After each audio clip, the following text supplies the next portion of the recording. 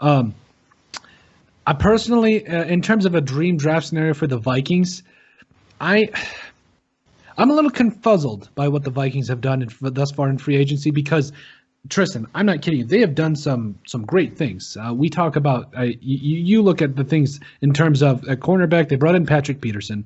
They brought in Dalvin Tomlinson, who I think is going to be a very good defensive tackle, run stopping, and pass rushing defensive tackle for the Vikings. You consider all those things. They've done some good things in free agency so far. They really have. And trading for Mason Cole, I mean, I'm okay with it, but at the end of the day, he's not going to be as much of a game changer as many people think. However, I am actually very excited until they signed Dakota Dozier. Tristan, of course, we're going to bring back a guy that and over 1,000 pass rushing snaps. I'm going to be fair to him. Had over 9 penalties, allowed over 6 sacks, over 40 pressures. I mean, I've seen the Vikings do some questionable things. And I felt like one of the worst graded, I think he was below a 45 PFF grade according to PFF, or at least close, below a 50 for sure. One of the lowest graded offensive linemen in PFF and on the team, and you bring him back. That's an insult to many different players, including the other 4 guys on the offensive line. So I'm very confuzzled on what they're going to do. The Vikings have to go after guards. I think as far as I'm concerned, Tristan, they have no starting offensive guards right now. I think they should move Ezra Cleveland to left tackle. They have 2 spots at both guard spots they need to fill because Dakota Dozier, if he starts again, as the Purple for the Win podcast would say, we riot. Because there is no reason after what you have an entire season of game film on a guy like Dakota Dozier. And if you start him for another season, it's a disgrace to not only the fan base, not only the franchise, but also the offensive line as a whole. They cannot start Dakota Dozier again. So in terms of what a dream scenario, it really, to me, it is somehow, Elijah Vera Tucker maybe sliding into the second round, even though I highly doubt that he's a first-round talent. Even maybe Penny Sewell. I think you could play Penny Sewell just about anywhere.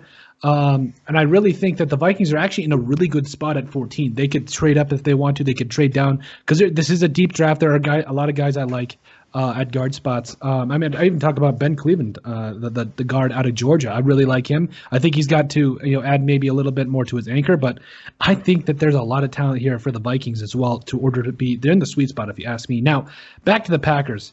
I think the Packers really are in a good spot too. If you think about Kadarius Toney, he's an electrifying wide receiver. Correct me if I'm wrong. I feel like the Packers have some deep threat guys. If you get a short, fast guy like Kadarius Toney in there, that you put a one-on-one with him in the slot, that's a tough matchup.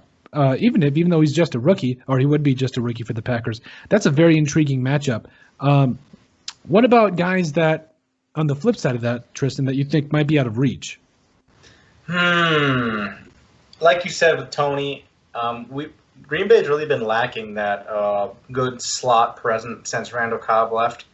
They haven't really had anybody to go short, fast over the middle. So I'd love to get Toney in there or some slot receiver of some sort that won't drop passes. That'd be nice because the last 2 years in a row, Aaron Rodgers has led the league in, I think it was dropped. It was something about yardage for drop passes or something, mainly because of frickin' Marquez Valdes-Scantling dropping all the deep passes. But Toney, I'd love to see him get Toney. They'd probably have to trade up a couple picks to get him. And like you were saying with the Vikings and the offensive linemen, it's an interesting draft because they're at 14 or 15? 14.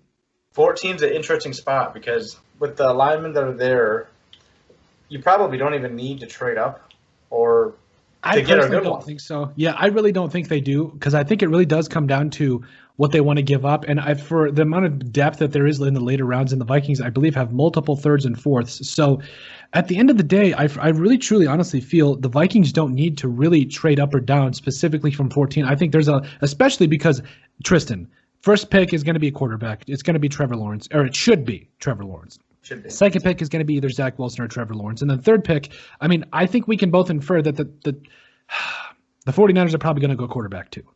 They probably are going to go quarterback. Why would they trade up all the way up? I think it's going to be definitely a quarterback. As to who that is, I don't know whether it's Trey Lance, Mac Jones. It could be a number. It couldn't be a number, but Trey Lance, Mac Jones.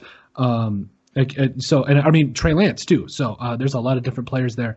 That I think maybe I mentioned Trey Lance twice. Doesn't matter. Point is, there's a quarterbacks in the NFL, in the draft here, specifically at that number 3 spot that could go. And then that means a lot of talent is going to fall. We're talking about Jamar Chase, Penny Sewell. There's just Kyle Pitts. The Vikings could maybe even get in, even though I don't think they should, because they've got weapons. That's not an issue. So there's a lot of weapons. And a lot of good players that could fall to the Vikings at 14. My concern is specifically them getting into the second round. Personally, a dream scenario for the Vikings, go after Richie Grant in the second round, the safety, I believe, at the University of Central Florida. I really like Richie Grant. We talk about guys that have an immediate impact when they got into college. Richie Grant was it. You talk about in terms of ball skills, everything. University of Central Florida immediately came out. Had a tackle for loss, 32 tackles, had 108 tackles his sophomore year, 6 interceptions. Now that's some serious ball skills. Now some people might be saying, who just came out of the University of Central Florida? Well, Mike Hughes. I understand it, a little bit of an injury bug, but from what I've seen from Richie Grant, I'm super excited. I think that the Vikings definitely need to trade up and back into the second round. So the question is, could they trade down and maybe get on a quality offensive lineman?